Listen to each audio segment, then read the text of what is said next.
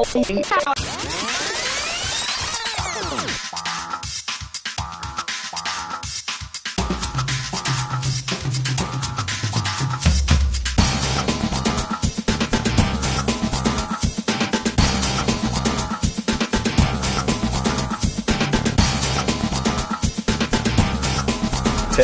Standby to take studio. 7, 6, Standby 5, camera 1, mics 1 and 2. 3, 2, 1. Take studio. Hello and welcome back to another episode of MCTV News. I'm your host, Avery Pelletier. And I'm Brianna Farough. On today's show, Dylan Weiss brings us an interview with new teacher Mr. King, Matthias Kidd gives us an inside look at hair salon Quartz in Maine and its first anniversary, Winsor and Boissonneault bring us part 1 of their skills competition video series, Boissonneault takes us back to the comical pie event, and Luke Robinson introduces us to new staff member Mrs. Warner. But first, here's our top story. MCHS is always buzzing with activity, from fundraisers to pep rallies to theme days.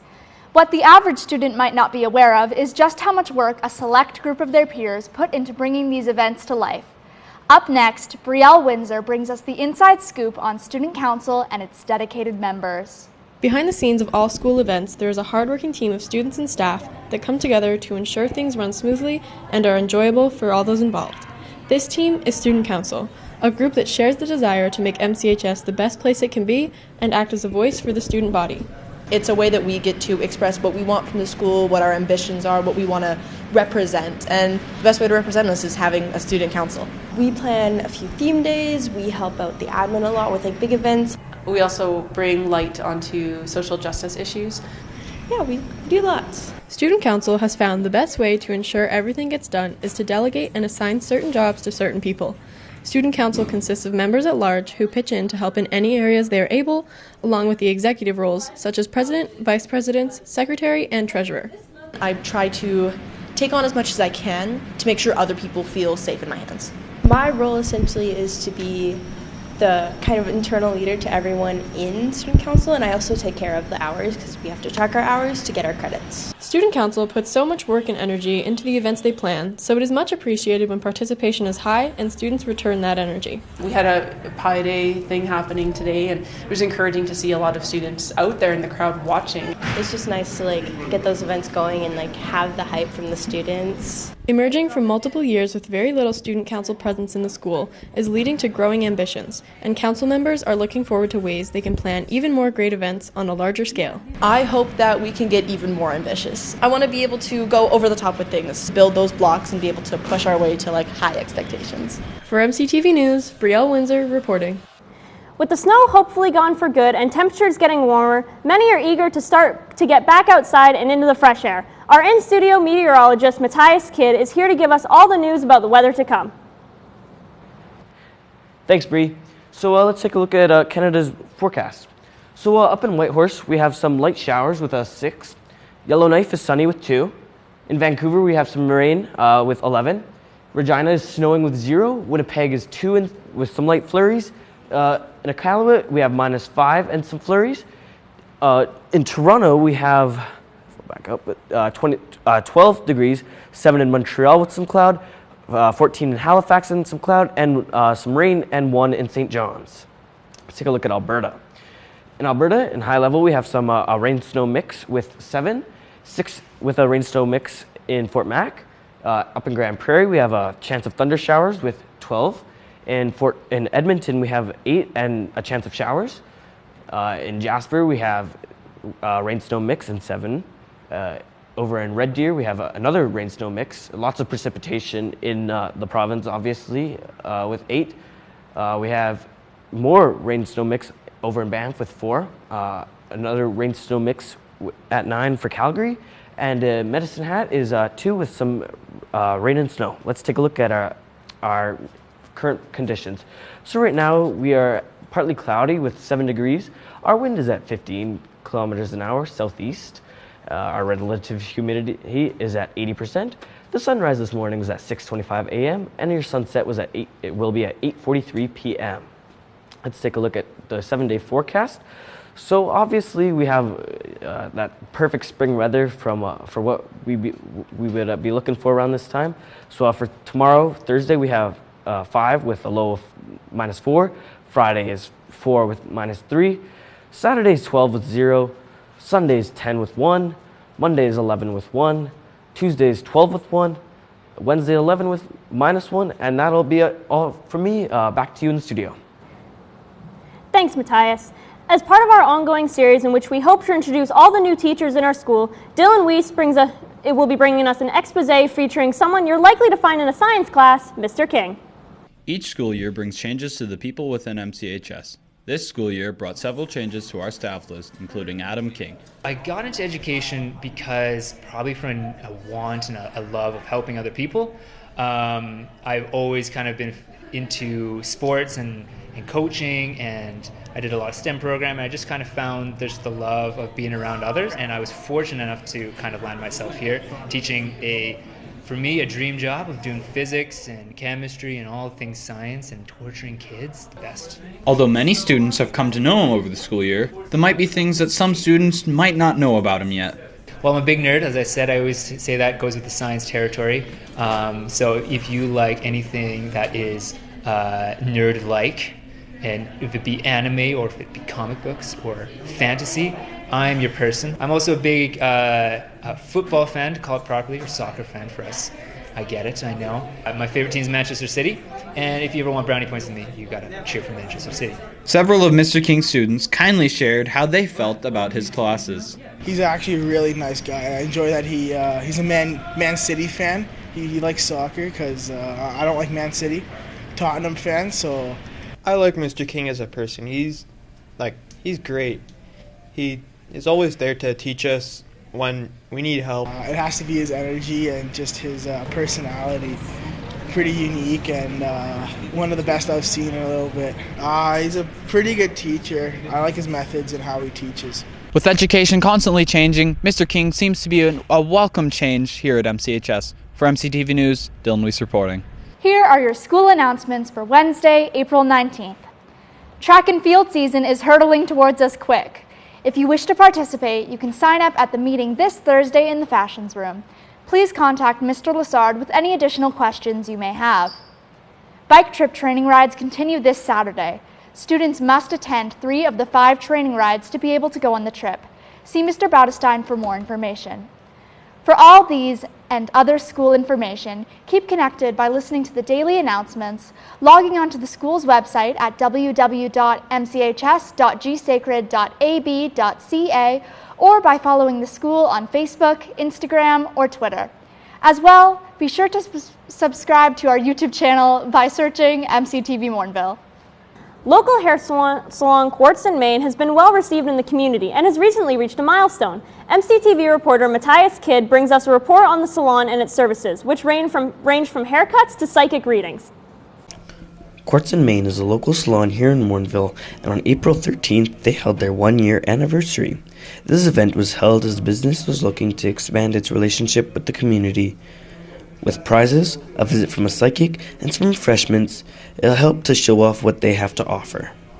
So today is actually our 1-year anniversary. We've been open in Morinville for 1 year already. Hard to believe. Crystal's 1-year anniversary, so we wanted to have a little celebration. Yeah, I just wanted to come out and check out the salon again and see how they had reorganized things, and yeah, just talk with the stylist. How does the business help the community? We like to create a community feeling here, so we just want to add to that. We've been building more and more clientele all the time. We're able to support local consignments, so we have like the crystal guy here, we have someone who sells scrunchies, we make sure that we always try and support other small local businesses, like having their cards. Yeah. It's always great to get community members involved, and so hosting an open house like this and just having people walk by and come in and stop and chat, especially in the hair industry. It's kind of one of those things where you're always nervous to get your haircut done by somebody new, and so this opportunity to come in and meet the stylist first and see their style is a great chance for the business to grow. How does an event like this create awareness for the business? I want to educate people. Not everyone knows that we're a sustainable salon, so all of our products are clean, ethically sourced. We are very, like, you walk in and it's like you're in your own living room. We're very calm and chill, and we like to have that very vibe throughout our appointments and when we're here. And with that, the Quartz in Maine salon has celebrated their 1-year anniversary. They hope to build more clientele and spread more awareness around the community. For MCTV News, Matthias Kidd. Welcome back. Here with all the recent sports updates, including the results of the first few NHL playoff games, as well as the MLB and NBA briefs, here is our very own sports reporter, Natalie Cory. Thanks, Bree. The NHL was very exciting last night, with lots of upsets as teams finished off the first games of the playoffs. The New York Rangers played the New Jersey Devils, beating them 5-1. The Tampa Bay Lightning shocked Leafs fans, winning 7-3. The Winnipeg Jets destroyed the Vegas Golden Knights 5-1, and the Seattle Kraken won 3-1 against the Colorado Avalanche. Tonight, be sure to watch McDavid and the Oilers as they play their second game in round 1 against the Kings, hoping to catch up and tie the round. In the NBA, playoffs are continuing. Last night, the Boston Celtics won 119-106 against the Atlanta Hawks. The Cleveland Cavaliers beat the New York Knicks 107-90, and the Phoenix Suns scorched the Los Angeles Clippers 123-109 tonight. Tonight, the Lakers hope to hold their lead against the Memphis Grizzlies. Turning to the MLB, the Toronto Blue Jays won 4-2 against the Astros. The Pittsburgh Pirates beat the Colorado Rockies 5-3. The Milwaukee Brewers won 6-5 against the Seattle Mariners, and the Atlanta Braves destroyed the San Diego Padres, winning 8-1. And tonight, catch the Baltimore Orioles playing in Washington against the Nationals. This past weekend, our school hosted cheer provincials at the Morinville Leisure Center over the course of Friday and Saturday. We placed second in both the game day division and the advanced all-girls division. Congratulations and well done to our school's cheer team. Last weekend, some of our MCTV members went to NAIT to compete in Skills Canada for regionals. Reporters Brielle Winsor and Ella Boissonneault were given the prompt, Beating the Odds, and they bring us this video. How's your essay coming along? Oh, it's going okay. I'm still planning.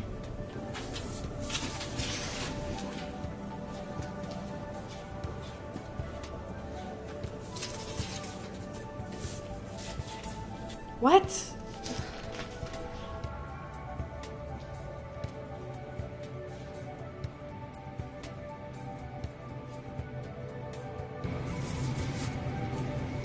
I'm so proud of you. You made the right choice. What?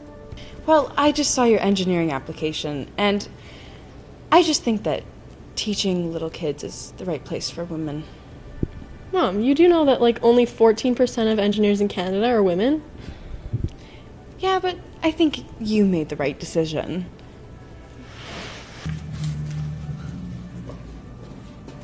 Any news on your application coming in? No, not yet. You'll hear back any day now.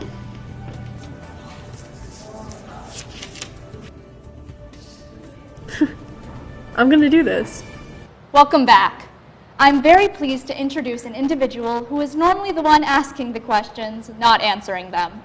Pratap has worked at Global News Edmonton for almost 20 years and is currently one of the station's morning and noon co-anchors. During his time with Global, Vinesh has had the chance to cover the news in all parts of northern Alberta and beyond, and we welcome him in studio this afternoon. Thank you so much for joining us today. It's awesome to be here. Thank you so much for the invitation, and look forward to your questions. Of course, yes. We're going to turn the tables a little on Yes. you today.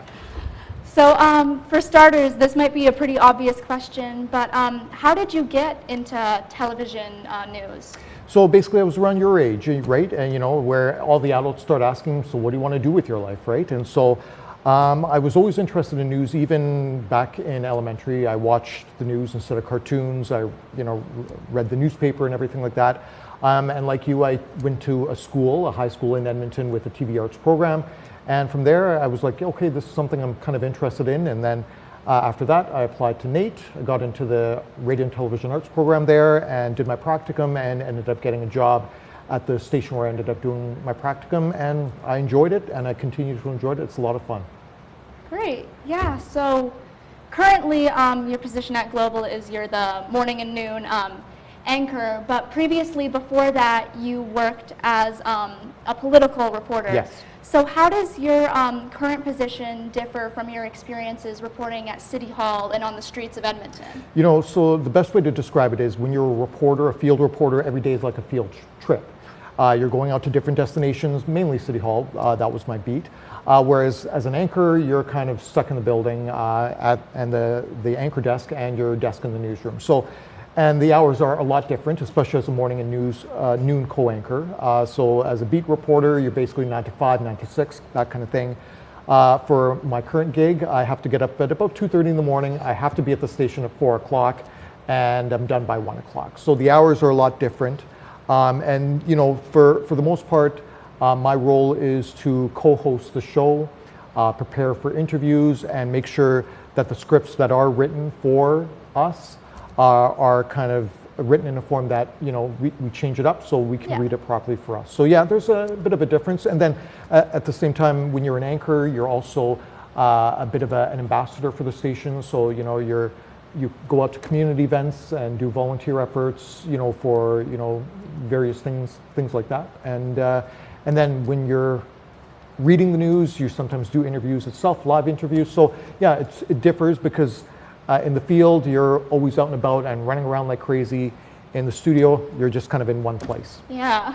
Well, props to you for being here, because if I had to be up at 2:30, I think I'd be asleep about right now. Well, you start to feel tired by the end of the week, for sure. I would imagine. Yeah. So as part of your long career, you've been able to travel all over the province, the country, and the continent. And you've had the chance to interview countless individuals. What is the most interesting kind of, you know, highlight of this experience? You know what, there's so many because I've been doing it for quite a long time. And you know what, I would say each experience is unique and individual. And it's just like the people that we're talking to. Yes, you get to interview politicians. I remember there was this one time I interviewed a politician at the legislature. We call it, you know, kind of the walk and talk as they're coming in and going into the House. And I asked a question, and he says, "No, you're responsible. This is the reason why this is happening." He pointed his finger directly at the camera, and we ended up using that, of course, because, I mean, that's what we do. I mean, that was the answer that he gave. I remember that story like that. But, you know, at the same time, you know, you talk to people. You know, there was an incident where, you know, it was a tragic situation where several young people were killed in a car crash, and we had to, you know, find out, you know, how things were going, and we ended up talking to the families. And, you know, 2 of the 3 families ended up speaking to us on air. The 3rd family let us into their home and just to, you know, to speak to them without the camera. And, you know, it's a story like that, you know, I remember that very distinctly, right? Yeah. And so there's not one individual experience because after you've been doing it for such a long time, there's so many different experiences, right? And you remember each one. You don't remember all of them, but yeah, they certainly do stand out. Yeah, I guess because you get to see and experience so much. That's kind of one of the pros of this. Yeah, definitely. Basically, you know, the way I describe the job that we do is we're the first record keeper of the first draft of history, right? And so we talk about, you know, a building fire, for example, if it's a historic building. We're the first ones documenting what's happening, and then, yeah, it's a record of that point in time of what's happening in the community. Yeah. Well, actually, speaking of kind of being the recorders of history and stuff like that, you know, what's your kind of thoughts on the current state of, you know, media? I hate to use the term fake news because it's overused, or not overused, but it's thrown around very often. Yeah. But you know, with so much media available to everyone all the time, right.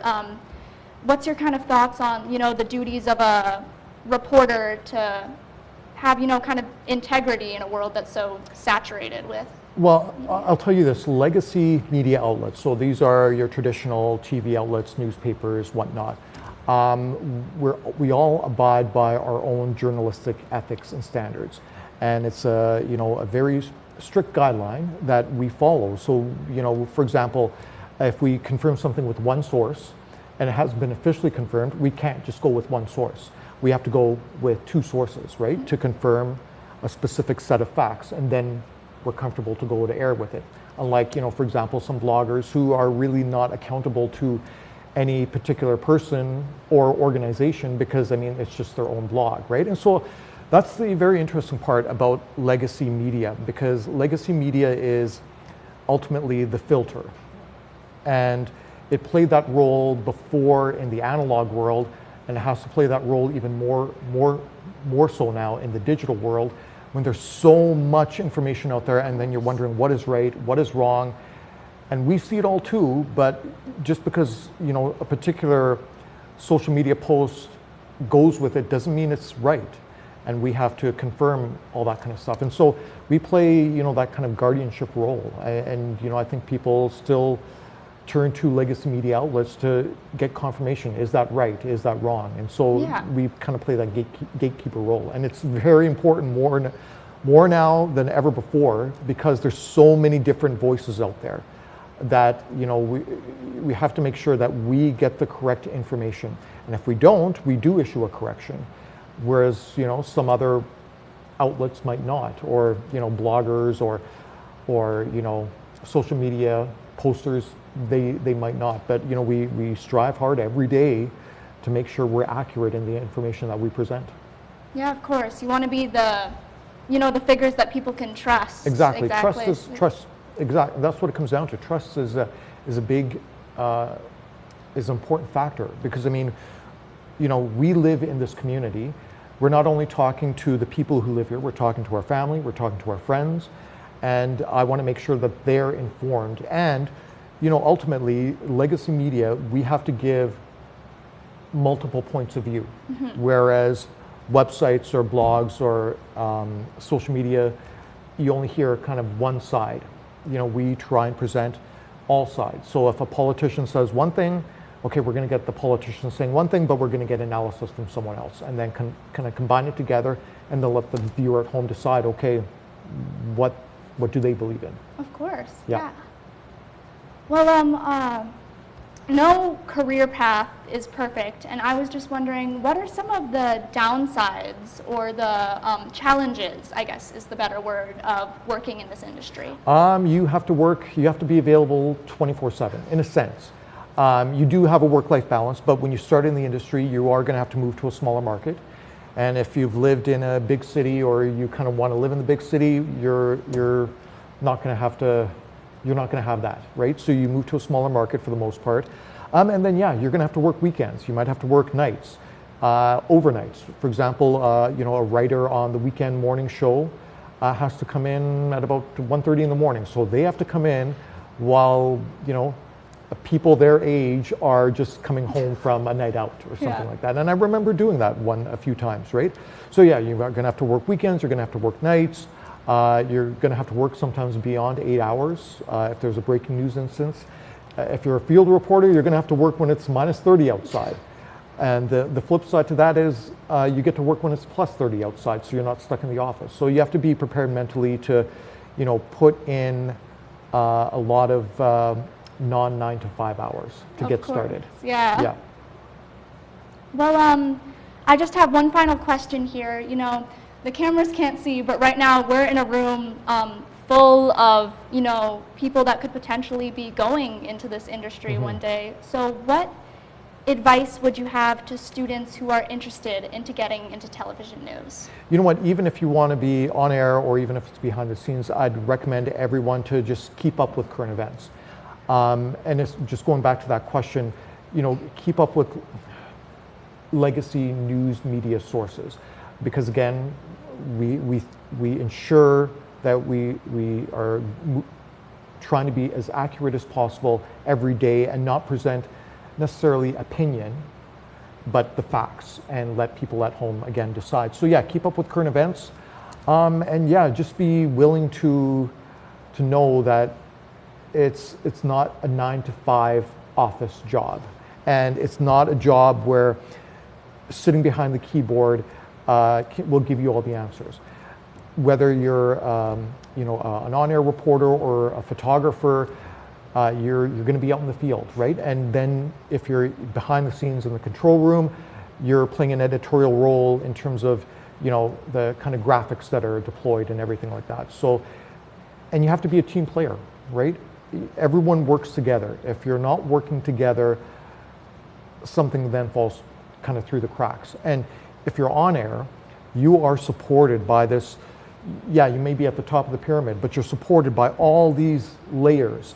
And the people who are on air are nothing without all these other layers, right? They build a foundation, you're on top, kind of just representing all that work that goes on behind the scenes. No, it seems like a profession you give a lot of yourself to it, because it is so important that people are receiving this, factual and just good news, Right, and that's the thing, right? You have to be, I'll use the example of when, the 2 police officers, that was a breaking news instance, and, a lot of information was coming through, but we had to be careful in how we reported that. You couldn't be sensationalistic for the sake of being sensationalistic. You have to be calm and respectful, and take it piece by piece and present the information as it became confirmed to make sure you were accurate, because everyone was watching and you had to get it right. Well, it was really great to get to talk to you today, Vinesh. Thank you so much for coming in. You gave a lot of very insightful answers. So yes, thank you so much. Thank you. It was great to be here, and I'm looking forward to hopefully meeting some of you guys, maybe 5 or 10 years down the road in the industry. Next up, reporter Ella Boissonneault brings us a look at last month's Pi Day festivities. On March 14th, students had the chance to pie a staff member of their choice in the face, all in the name of raising funds for our sister school in Kenya to purchase textbooks for their students. Pi Day, an event where we threw pies at teachers. It was one of the many ways to raise money for this year's Lenten campaign, where we are raising funds for Grapeshard Education Center in Kenya so they can buy textbooks. Of course, planning was needed to make this day a success. All the plates and the whipped cream had to be bought. We had to get teachers to agree to, get pied in the face. We have Mr. Clayton, Mr. Bodner, Christensen, we have Mr. Owen, Mr. Adams, and there's definitely a few more. Students and staff were buzzing with excitement as people guessed and bantered about who would get the most pies and what would happen during this event. As well as students agreed that pieing your teacher was a great trade into donation for the fundraiser. Who do I want to get pied the most? I want Mr. Clayton. I might even pie Mr. Clayton. He needs a pie in the face. I was really happy to see that Mr. Adams got a lot of pie in the face, because that's the person I probably would have pied as well. I think Mr. Owen or Mr. Bodner. I think they deserve a good pieing. Well, I pied Mr. King because he discreetly gave me $5 and told me to pie someone, so obviously I had to pie him. Physics is a little too hard right now, so if I had another $5, I would do it again. The fundraiser took place from February 22nd to April 6th. In that time, teachers and students were able to get together to raise all the money needed, with bake sales and treats such as ice cream floats, popcorn, and chocolate bars being sold at the end of each week. Well, I think that's a very important cause, so I don't mind getting pied in the face. I watched that video on the chalice and all helping those kids in the other countries, and it's a minor thing for me to do. If we can help those guys in any way and get them some textbooks, pie me in the face. The whipped cream tasted good, but I got a lot of whipped cream up my nose, but it was for a good cause, so it was a lot of fun. I mean, it's a good way because it's interactive, so it's like the kids want to do it, then it goes to a good thing. I'm glad that we raised some money for a good worthwhile cause. Very tasty too, actually. That was, I don't know if it was love or it was hate or it was just, it was a target today. I don't even know how many people fight me, like 10. 5. Thank you. I couldn't see them. Thanks to all members of MCHS, we were able to reach our goal of $1,500 just recently on April 6th. Enough money to help out and buy our sister school in Kenya textbooks. And with that, this is Ella Boissonneault reporting for MCTV News. Once again, we're back with another installment of the New Teacher Series. This time, Luke Robinson brings us an interview with Miss Warner, whom you may know from her social and English classes. Since the start of a new semester, a new faculty member has joined MCHS's team. But what do they want to bring to the classroom? When I was in high school, I had a Social 30 teacher that I really, really loved, that I had for Social 20. And I remember sitting in her room and she gave me my test back and she made a joke and she's like, I should just let you teach this class. And at that moment I was like, I think I'd like that. So I went to university and taught social studies, and I got to teach social 30 my first year, and it's my favorite class to teach because the content is so much fun. I try to bring a little bit of everything. I try to keep kids on their toes. So sometimes we'll do debates, and sometimes we'll do discussions, and sometimes it's a lot of me yelling at people, which you get a lot of with grade 9s, but I try to bring in a lot of discussion and a lot of sort of like a more jokey manner, because teaching social is not always fun because you get a lot of like hard topics as well, and so I want them to be excited about it and to have the idea that it's not just about, here's the government of Canada, memorize this and go away. I want them to actually connect to it. So I get to be the connection. I really wanted to be close to Edmonton because my family's in Edmonton. So I had taught in Wetaskiwin for a while. I taught in Edmonton, but I wanted to get sort of a rural experience so that I was not in Edmonton and I actually got to see what a sort of smaller community is like. And also Morinville has been very nice so far. So it's nice to actually see a community that actually comes together. And with new faculty members comes new student opinions. Although, what are the students' thoughts on this new teacher?